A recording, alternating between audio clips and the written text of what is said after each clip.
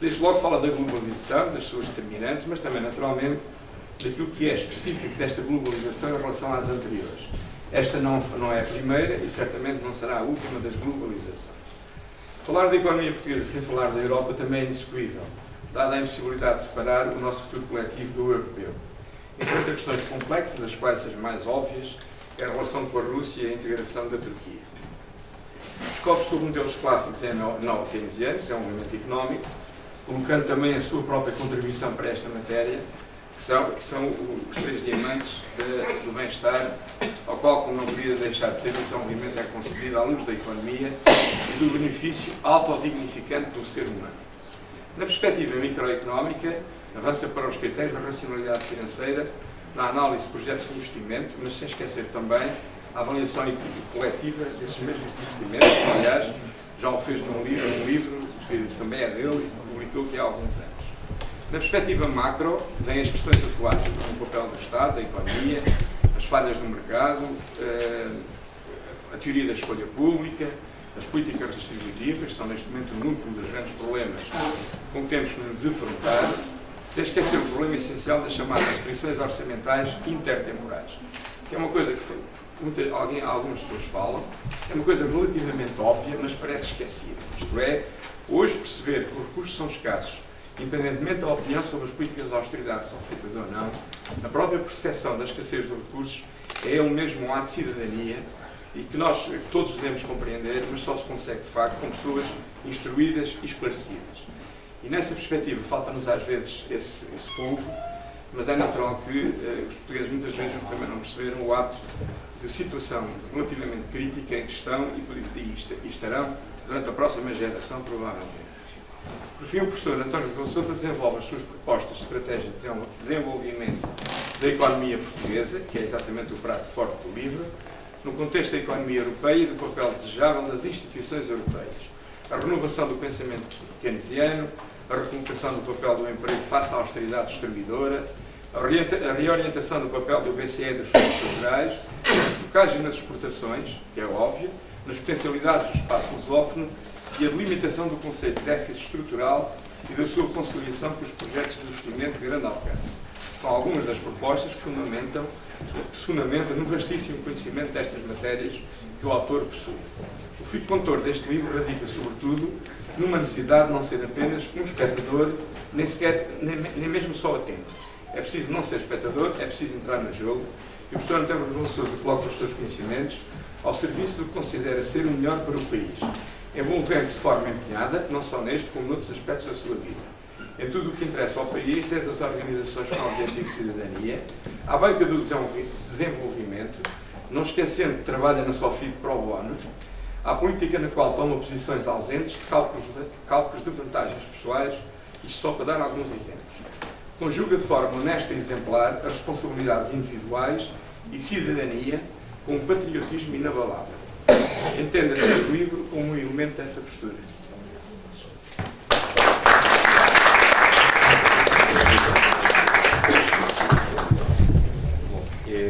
Eu há pouco, quando fiz a breve apresentação, mencionei duas entidades, a Editora Diário de Bordo e o Grêmio Literário. Mas também é importante referir que isto se passa num contexto também de uma iniciativa do Instituto Benjamin Franklin, de que o professor António Rebelo de Sousa é o presidente e que foi recentemente criado. E foi-me pedido, no final desta apresentação, fazer uma breve exposição do tema Benjamin Franklin, pioneiro da análise de informações. Não levarei mais de 10, 15 minutos. António Será.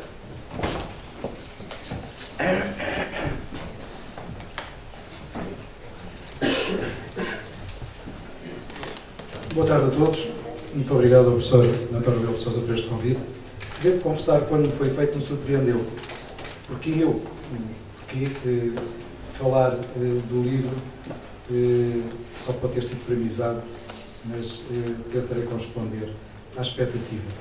E não há nada como falar de improviso, porque trazemos o que nos vai na alma, sem prévia preparação, contrariando o que Churchill dizia, que os melhores improvisos foram sempre aqueles que se escreveu previamente, mas enfim, porque o convite Eu acho que para dar a experiência, para dar o testemunho da necessidade de livros como este que o professor António Rebelo de Sousa hoje aqui nos oferece, nesta vasta obra a que nos habituou. A economia como a ação estratégica, nós vivemos tempos, como todos sabemos, difíceis. Temos desafios para os quais não encontramos ainda, na minha perspectiva, na minha opinião, resposta. Os problemas são muitos, são diferentes, são novos, e acho que um dos males é que estamos a tentar responder aos novos problemas com as velhas soluções. E temos que ter mais conhecimento, estar melhor preparados. E é isso que obras como esta, que li muito rapidamente, nos oferecem. É estarmos mais preparados.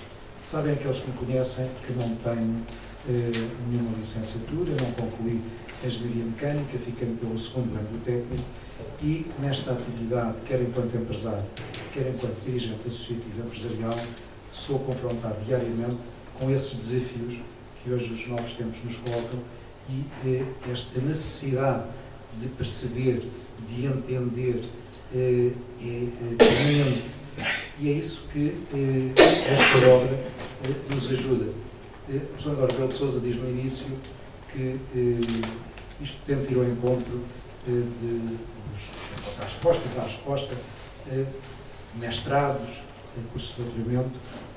Efetivamente, quem lê a obra e por tudo aquilo que ela contém, o entendimento da globalização, os efeitos que a mesma provocou, as assimetrias, as geografias diferentes e perversas desta mesma globalização, as deslocalizações, os problemas, a identificação dos problemas, tudo isto é de facto um ensinamento que para uma pessoa como eu me é fundamental. Entender estes conceitos, estas fórmulas, estas questões, porque não vou com certeza, como os leitores, principalmente uma boa parte não dos empresários, não terá tempo para assimilar, mas estas pistas, estas reflexões, esta construção que nos ajuda, são de facto fundamentais para entendermos este novo mundo e o enfrentarmos. Temos desafios, como disse, que não são insuperáveis, a humanidade transforma-se, transfigura-se e vai encontrando respostas, mas Portugal está hoje numa encruzilhada, porque inserida num espaço que caminha muito lentamente, comparativamente com o mundo que corre de uma forma mais veloz, é a União Europeia que terá que encontrar respostas para a resolução dos nossos problemas e nós, inevitavelmente, dentro deste espaço, temos que fazer o nosso trabalho de casa e encontrar aquilo que eu chamo de soluções para este triângulo virtuoso da competitividade, inovação e internacionalização.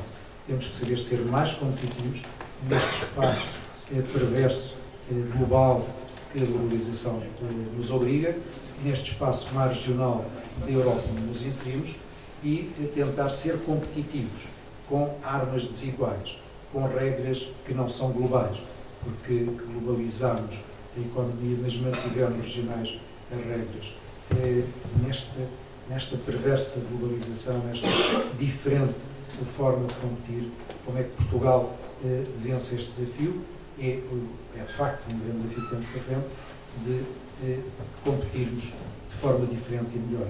Depois, só consigo melhorar a nossa competitividade com inovação. Inovação incremental, inovação nos métodos, nos processos, nos produtos, diferenciando, acrescentando valor para termos produtos que sejam apetecidos pelos mercados e que se diferenciem dos outros que, nas tais regras desiguais, têm condições diferentes de serem produzidos bens ou serviços. Por isso, inovação que leve a uma melhor competitividade. E depois, por isso, uma internacionalização, que a obra também nos refere como a solução para uma grande parte dos nossos problemas. Temos que internacionalizar mais, temos que nos abrir mais, temos que ganhar esta batalha da internacionalização, mas isso passa por uma envolvente que nos ajude.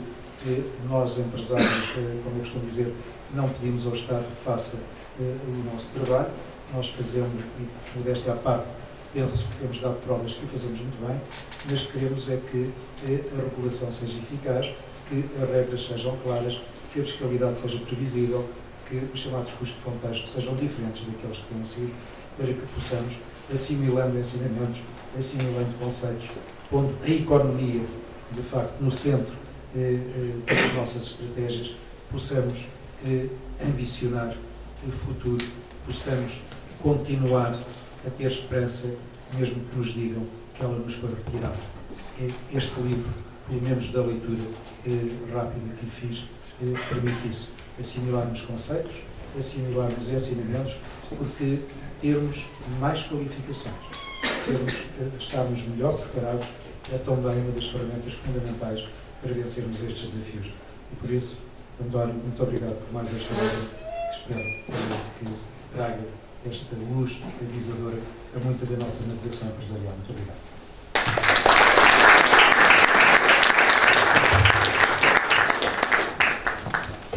António Saraiva disse que não concluiu o curso de Engenharia. O Benjamin Franklin, patrono do nosso Instituto, deixou de estudar aos 12 anos e foi trabalhar para a tipografia do irmão. Não faço com isto elogio à não formação académica, mas a verdade é que às vezes mais importante do que ter cursos é ter recursos intelectuais. Caro amigo e contra-almirante António Silva Ribeiro. Muito obrigado.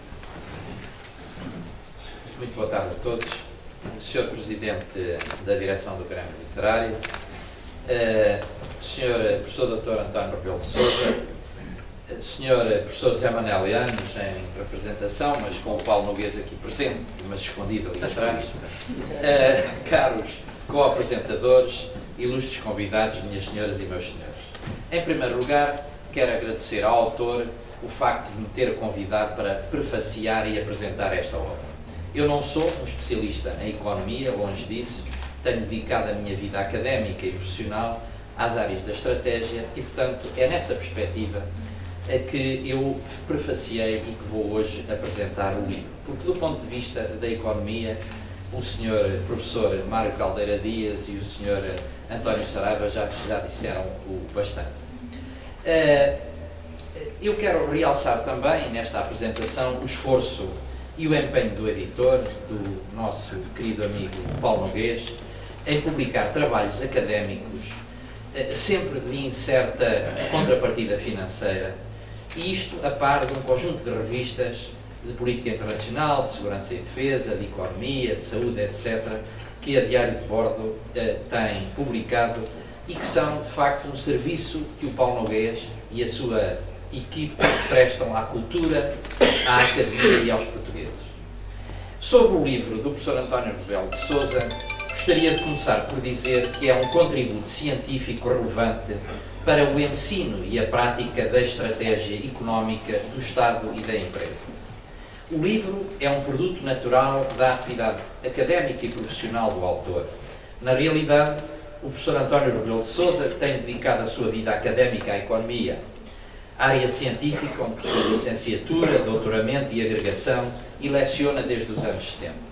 Na vida profissional, a economia também é preponderante no desempenho, também tem sido preponderante no desempenho de funções relevantes em organizações públicas e em empresas, sem esquecer a atividade política como deputado, como consultor dos senhores ministros das Finanças e do Comércio, bem como as atividades como diretor e colaborador de órgãos de comunicação social.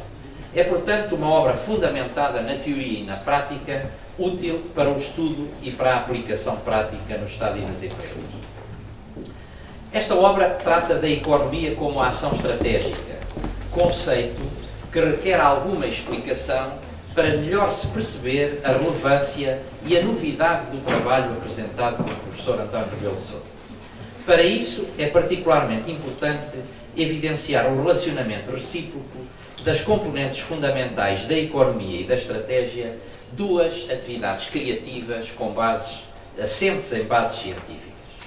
Refiro-me ao relacionamento entre as funções de produção, distribuição e consumo de bens com valor da economia e de edificação, estruturação e emprego de meios de coação da estratégia. Este relacionamento é evidenciado na obra do professor Rebelo de Sousa segundo duas perspectivas fundamentais. Em primeiro lugar, pelo facto de a economia intervir em toda a gama de atividades destinadas a gerar, a organizar e a utilizar os recursos que capacitam as ações estratégicas. Nesta perspectiva, a economia surge no livro como um fator determinante na potenciação estratégica das empresas e do Estado. Em segundo lugar, porque a estratégia conceptualiza e avalia os recursos de diversa natureza que a capacitam, entre os quais os económicos, como instrumentos de coação determinantes das atividades que realiza. Nesta perspectiva, a economia surge no livro do professor Rebelo de Sousa como uma forma de coação estratégica da empresa ou do Estado. Tendo presente esta explicação, para o relacionamento recíproco das componentes fundamentais dos conceitos de economia e de estratégia, torna-se evidente que a noção de economia como ação estratégica, que dá título à obra do professor António Rebelo de Sousa, se subsume no conceito de estratégia económica, domínio específico da ação do Estado ou da empresa, que tem como função repartir, combinar e assegurar a execução de tarefas económicas, tendo em vista superar ameaças e explorar oportunidades em ambientes de escassez e de adversidade. É, pois, neste domínio que se situam as funções da estratégia económica, bem como o referencial para a estrutura, ao conteúdo e à natureza do contributo científico da obra do professor Dr. António Rebelo de Sousa para ensino e aplicação da estratégia, seja pelo Estado, seja pelas empresas. Neste âmbito, importa referir que a obra começa por abordar o contexto internacional da economia e da estratégia. Para isso, na parte 1, analisa um conjunto diversificado de implicações estratégicas da globalização económica, recorrendo a diversos contributos teóricos e a diferentes perspectivas de análise úteis, quer à compreensão de modalidades e experiências de integração económica em diversas regiões do mundo, quer à abordagem mais ou menos ampla do conceito de globalização. As partes 2 e 3 do livro tratam do processo estratégico, pelo que apresentam os conceitos, os elementos e as ferramentas práticas ou técnicas essenciais à estratégia económica. A parte 2 está focalizada na perspectiva microeconómica da empresa, enquanto a parte 3 está direcionada para a perspectiva macroeconómica do Estado. Em ambas as partes, a obra explicita os conceitos e os elementos das fases de análise do ambiente, de formulação, de operacionalização e de controle do processo estratégico. Aqui associa um conjunto diversificado de ferramentas práticas ou técnicas de análise qualitativa e quantitativa utilizadas no apoio à tomada de decisão no âmbito daquele processo, essenciais para reduzir o risco e a incerteza. É nas partes 2 e 3 que o professor Dr. António Rebelo de Sousa identifica com clareza, trata com objetividade e apresenta com utilidade alguns dos aspectos mais substantivos das bases científicas da estratégia económica. Os anexos 1 e 2 constituem oportunos elementos da reflexão complementar do autor relativamente às limitações do modelo de crescimento económico baseado nas exportações, bem como sobre as implicações dos conceitos de austeridade necessária e destrutiva que têm sido amplamente debatidos no quadro do esforço estratégico económico realizado por Portugal para superar a situação de crise em que se encontra.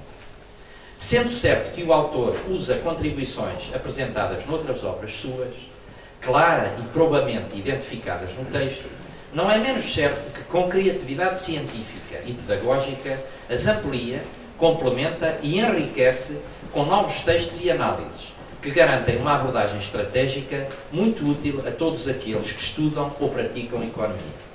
Assim é porque, para além de contemplar os aspectos teóricos da estratégia económica relacionados com a produção, a distribuição e o consumo dos bens com valor, que potenciam a estratégia da empresa ou do Estado, o autor, sobretudo a nível macroeconómico, abre campo ao tratamento da coação económica.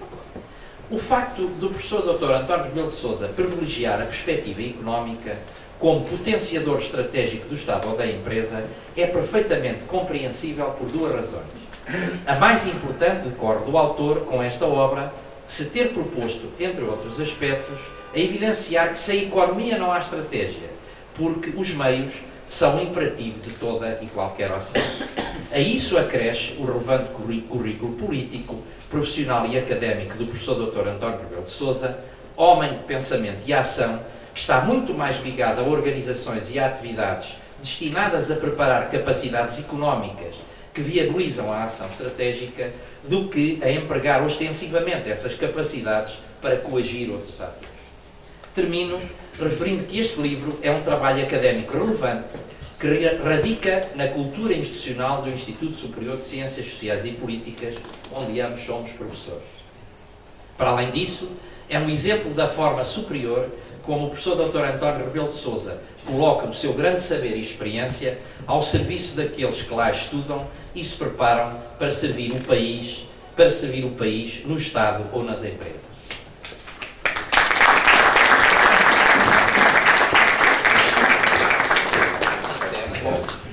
E last but not least vai falar o autor do livro, Dr. António Rebelo de Sousa.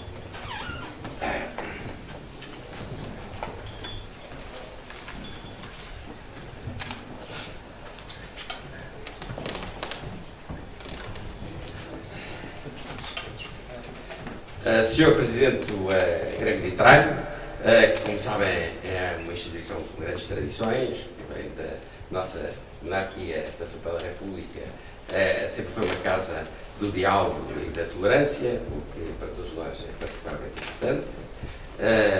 Agradeço a sua hospitalidade. É sempre para mim um prazer ter a oportunidade de poder apresentar um livro nesta sua casa, que é também a nossa casa.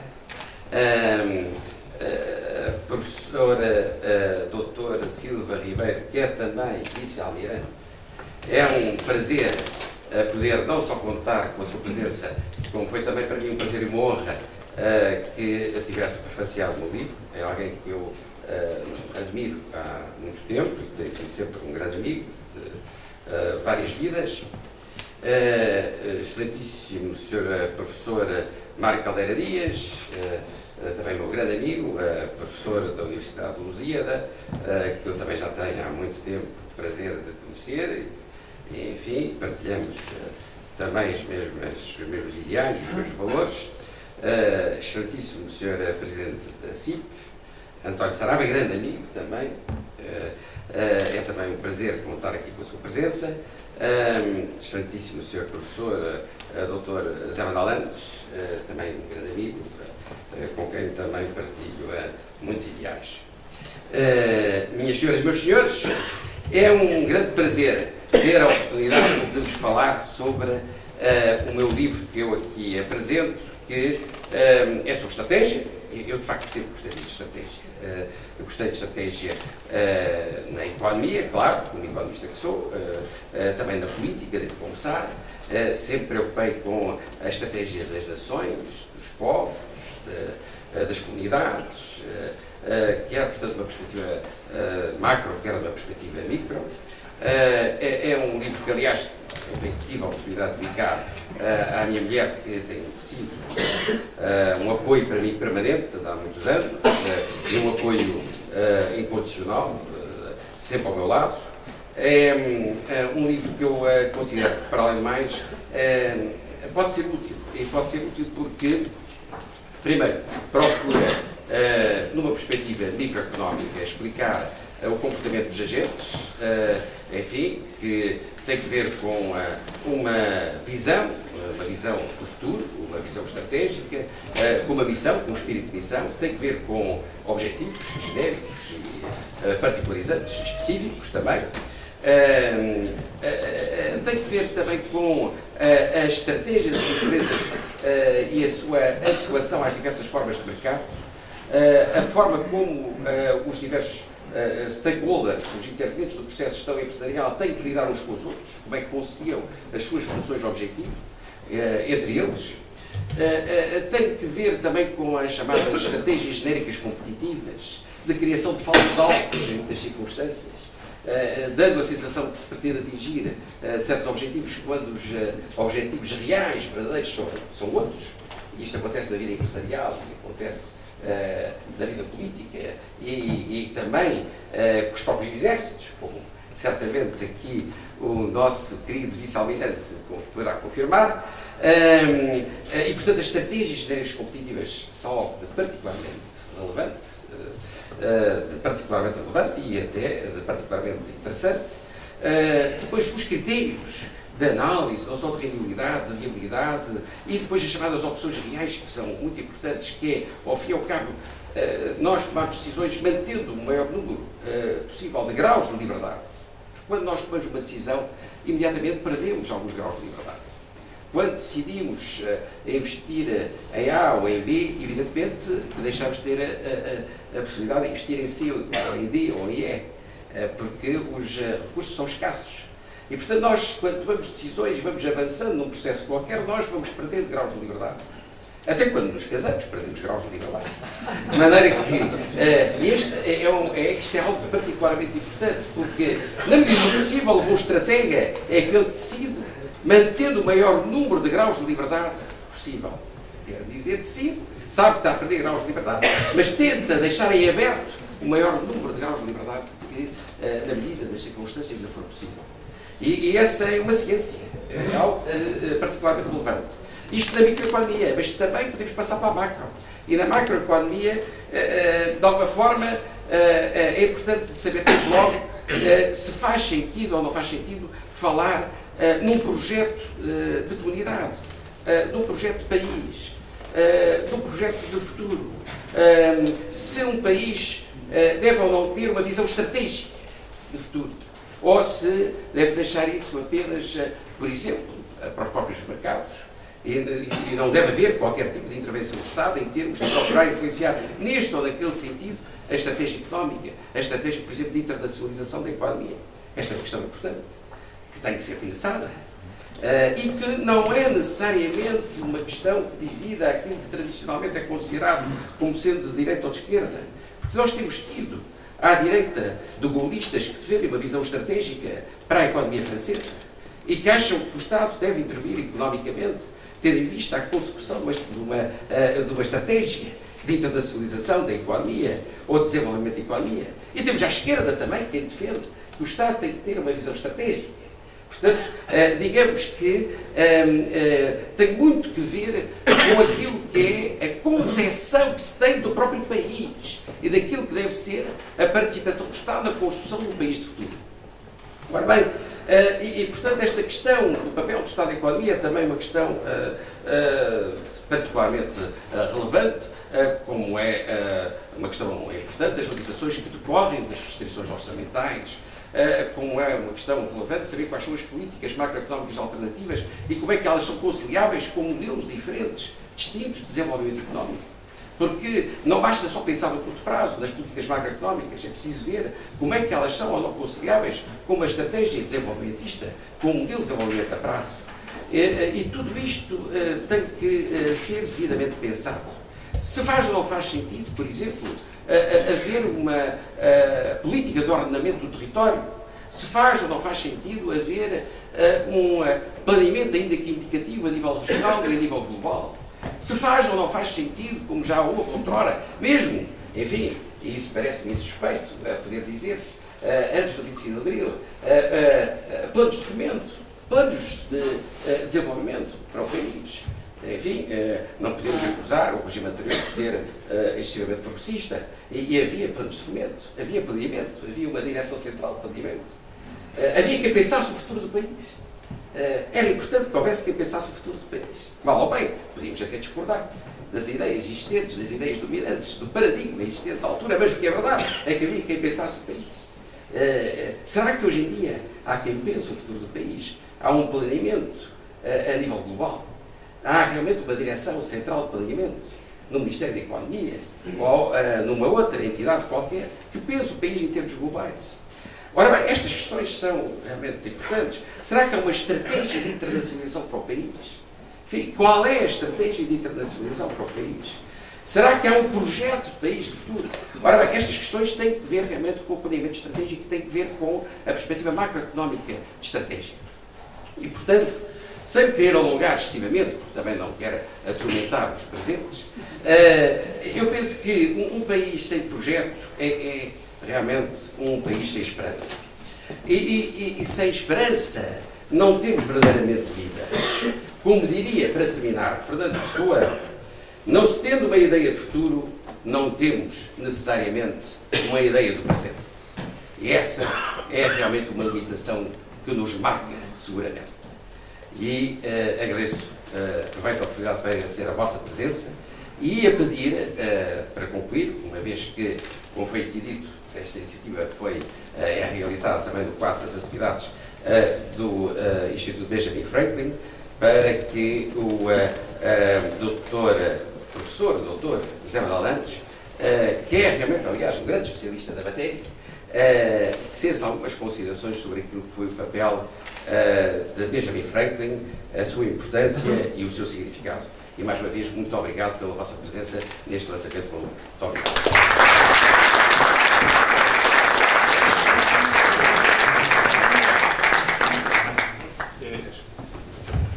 Naturalmente que a minha intervenção vai ser brevíssima, até porque segue-se uma sessão de autógrafos, não é? E a minha comunicação será passada à escrita e publicada, passa publicidade, na revista Segurança e Defesa, no seu número 30, em janeiro. O que eu queria dizer brevemente é o seguinte: quando, há uns 7 anos, 8, me foi pedido do SIS para eu fazer um curso intensivo sobre análise de informações, as novas metodologias mais recentes, deparei com um livro extraordinário, que ainda tenho aqui, descarreguei da internet, Psicologia da Análise de Informações, do Richard Hoyer, da CIA. O livro é editado pela CIA, extraordinário monumento à inteligência. E o homem aqui no meio, num dos capítulos, diz: bom, mas isto que eu estou a lançar, as bases foram estabelecidas por Benjamin Franklin. E é realmente só um breve apontamento sobre essa dimensão. Já sabemos que ele foi um grande político, diplomata, cientista. Todos aprendemos no liceu as cargas positivas e negativas, a lei da conservação da carga, o para-raios, a sua invenção. E o que eu não sabia, e de facto foi uma surpresa, foi que o Benjamin Franklin tinha também sido um homem que lança as bases dessa metodologia de análise de informações. Não foi o caso único. George Washington também, quando estabeleceu e deu algumas recomendações aos seus espiões militares, disse: não façam grandes relatórios, façam tabelas com colunas para nós percebermos bem e juntem isso tudo para podermos ter uma visão de conjunto. Sei que às vezes há analistas que, como não sabem o que hão de dizer, fazem 30 ou 40 páginas de relatórios. Mas, de facto, convém ser sintético para que as pessoas leiam, percebam e possam tomar decisões. A análise de informações é que se tomem decisões. O Benjamin Franklin ainda foi mais à frente de George Washington e, numa carta a um grande químico, Priestley, o descobridor do oxigênio, ele disse: bom, quando há uma situação complicada, complexa, nós devemos, para já, decompô-la nas suas partes constituintes. Segundo, esterilizá-las. E ele, na altura, só tinha lápis e papel. Hoje em dia temos o computador. E é isso que é feito hoje. Portanto, decompor um problema complexo nas suas componentes e depois esterilizar, passar. Porque a nossa memória de trabalho, como diz o Hoyer neste magnífico livro, Psicologia da Análise de Informações, a nossa memória de trabalho é extremamente limitada. E não podemos estar a ver os prós e os contras deste elemento constitutivo do problema geral. Logo, exteriorizar. Externalization, dizem os americanos neste caso. E, portanto, a partir daí estabeleceu-se a matriz do Hoyer, que tem, enfim, uma grande eficácia.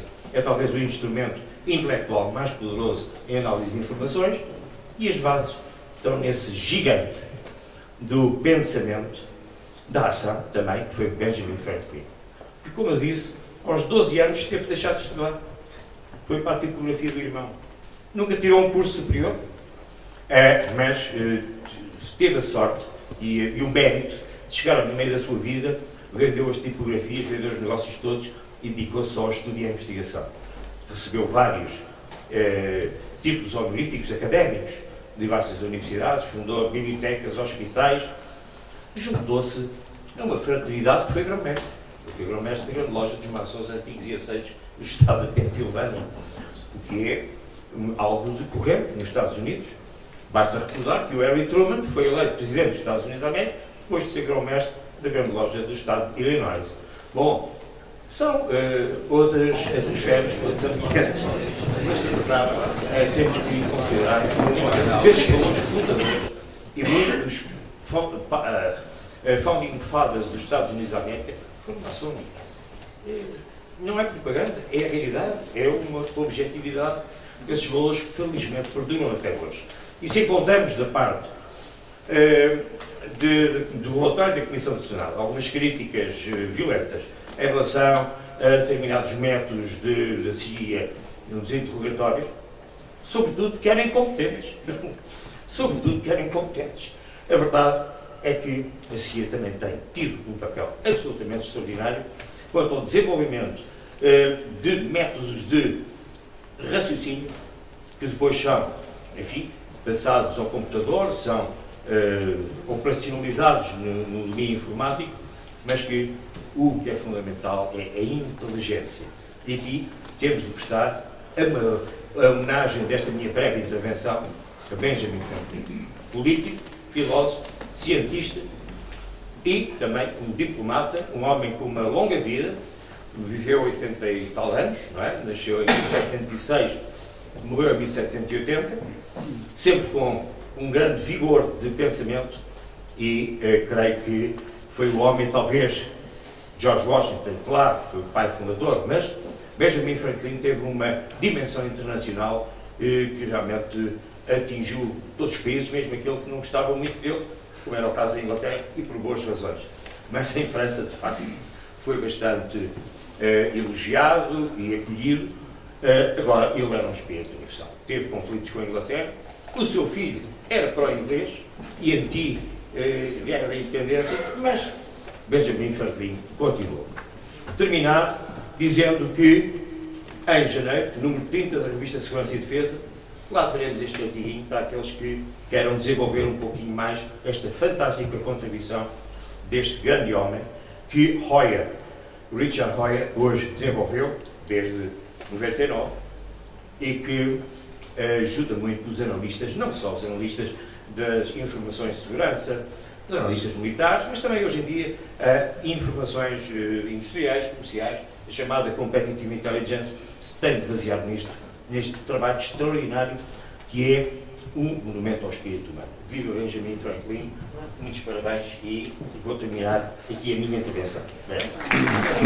Professor, como é que tem visto a obra do seu irmão e os livros dele? Olha, eu acho que o meu irmão tem grandes méritos, do ponto de vista científico, é um estudioso muito escrupuloso, muito rigoroso, muito atento, e do ponto de vista pedagógico é muito claro. É muito acessível e nem sempre o cientista é um bom pedagogo e nem sempre o pedagogo é um bom cientista. Depois produz com uma grande regularidade, praticamente uma obra por ano. Ainda há um ano, pouco mais, lançou uma obra. Esta obra é muito interessante porque é uma perspectiva diferente, é uma perspectiva estratégica da economia, que tem a parte internacional, tem a parte nacional, começa na parte teórica e depois tem uma análise da realidade atual internacional e depois caminha para a economia portuguesa. Quais são os grandes desafios estratégicos da economia portuguesa? De uma perspectiva, como ele diz, não neoliberal, uma perspectiva neo-keynesiana, e não só é muito coerente com o que foi a obra dele até agora, como é uma perspectiva de uma economia humanista, de uma economia social-democrata, de uma economia atenta à realidade social, de uma economia atenta à realidade política, de uma economia atenta à realidade cultural e de uma perspectiva de futuro. Portanto, dessa ótica, no momento em que a moda é um bocadinho o mercado, é um bocadinho esta flutuação, esta volatilidade constante própria do mercado, a perspectiva dela é diferente e é muito rica. Claro. Professor, muito obrigado. Dr. Rebelo Oliveira Costa, como é que tem visto as obras do professor António Rebelo de Sousa? Bem, uma declaração de interesses, para além de meu amigo, é meu sócio. Na Eurosonagem, de modo somos amigos já. Interesses à parte? Há 50 anos e somos sócios há mais de 20. Claro. E de modo que eu acompanho a sua ação académica, como economista, como pensador, e também a sua obra, que é uma obra que já tem um lastro grande. O António é estudioso e trabalhador, aprofunda muito. Antes de lançar um livro, aquilo tem muitas horas de estudo e de trabalho, tem uma visão global e internacional da economia e de modo que eu acho que isto é um contributo excelente, juntando economia, estratégia e internacionalização num contexto global, e que é muito relevante, e era bom que aparecessem muitas obras destas em Portugal, como esta que o meu amigo António apresentou hoje. Muito obrigado. Muito bem. Como é que tem visto a obra do professor António Rebelo de Sousa e, aliás, é o autor do prefácio, não é? Sim, sou com todo o gosto e muita honra. Nós somos colegas no ISCS, onde somos ambos professores. O António na área da Economia, eu na área da Estratégia, e o António teve a gentileza de me convidar para prefaciar o livro, já que se trata da Economia como ação estratégica. Eu vejo o livro em duas perspectivas. Uma como um elemento didático fundamental para o ensino da estratégia económica, mas também como uma ferramenta indispensável a todos aqueles que nas empresas ou no Estado lidam com a estratégia económica. Claro, claro. Muito obrigado. Temos connosco o filho do professor António Rebelo de Sousa. Como é que tem acompanhado a obra do seu pai? Olha, tem sido um privilégio acompanhar, é de facto um exemplo a seguir, é incansável, está sempre a produzir livros. Eu acho que, não me engano muito se disser que a produção média anual do meu pai é de pelo menos um livro e, portanto, é difícil de acompanhar, mas é também uma força, mantém precisamente a atualidade, mantém a cutilância, a pertinência e, portanto, olha, vai ser um exemplo muito difícil de seguir, confesso, agora como filho, mas é um enorme orgulho, claro, é aquilo que sinto. Muito bem, muito obrigado. Nada, prazer, muito obrigado. Fale-me deste seu novo livro. Bem, este livro procura responder a uma necessidade que é, de alguma forma, não só procurar explicar quais são os problemas que se colocam em termos de estratégia empresarial e, portanto, de uma perspectiva microeconómica, enfim, quais são as modalidades de adequação da estratégia empresarial às formas de mercado, à concorrência, à globalização, depois realmente o papel dos stakeholders, dos diversos intervenientes do processo de decisão das empresas, as formas de organização empresarial, as estratégias empresariais do mundo de hoje, alternativas, isto numa perspectiva microeconómica, mas também numa perspectiva macroeconómica, enfim, qual o papel do Estado na economia, se deve ou não haver uma estratégia nacional, uma estratégia no que respeita à própria política macroeconómica, uma estratégia em relação aos modelos de desenvolvimento, uma estratégia em relação à internacionalização, enfim, que são questões realmente importantes. E depois de definido o papel do Estado na economia, na sociedade, enfim, quais são realmente os instrumentos de que o Estado se pode socorrer precisamente para implementar essa estratégia, ou a estratégia que venha eventualmente a ser definida, tendo em conta, claro, aquilo a que se convencionou designar de interesse nacional. E eu penso que são matérias atuais, porque se discute muito hoje em dia aquilo que deve ser o papel do Estado na economia, se deve haver ou não uma estratégia de intervenção do Estado na economia, se deve ou não haver um modelo de desenvolvimento, que modelo de desenvolvimento, que estratégia para a internacionalização da economia e portanto, tem que ver, inclusive, com algumas das questões que se nos colocam hoje em dia, dada a situação com que nós estamos confrontados. E, portanto, eu penso que é um livro atual e que interessa não só aos agentes económicos e, portanto, também às próprias empresas, aos empresários, mas que também interessa numa perspectiva macroeconómica, que esteja ligado a questões que têm que ver mais com a administração pública, a gestão da administração pública, do setor empresarial do Estado e com a definição de uma política económica e a sua implementação. Muito bem. Tivemos hoje aqui mais uma iniciativa associada ao Instituto que o professor preside, o Instituto Benjamin Franklin. Que iniciativa foi esta? Foi falar sobre... No fundo também foi chamar a importância para as questões relacionadas com a estratégia e isso também é interessante porque Benjamin Franklin que foi um dos founding fathers dos Estados Unidos da América, sempre deu muita importância às questões relacionadas com a estratégia e sempre deu uma relevância muito particular à intelligence aplicada à gestão empresarial e aplicada também à política externa e portanto, muito à estratégia numa perspectiva, enfim, já numa perspectiva macro.